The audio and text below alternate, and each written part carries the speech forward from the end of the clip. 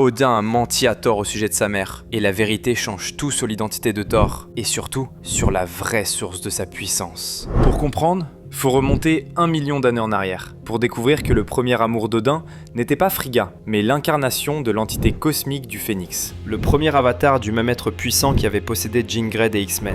Mais le Phénix l'a rejeté, à cause du mépris d'Odin envers les humains qu'il était censé protéger. De plus, le Phénix savait qu'elle était elle aussi une menace éventuelle pour l'humanité, donc elle a été forcée de quitter la Terre.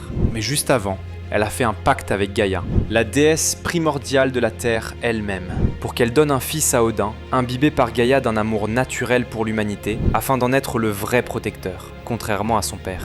Gaïa a fini par accepter, et c'est ainsi que Thor est né. Mais dès sa naissance, le drame a frappé, parce que Laufey, le géant des glaces et l'ennemi juré d'Odin, a attaqué le berceau par vengeance et a gelé le sang du nouveau-né. Le cœur de Thor s'est arrêté.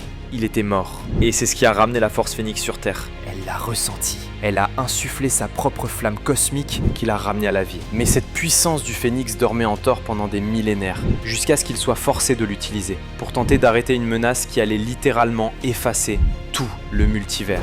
Mais abonne-toi vite pour pas manquer la suite!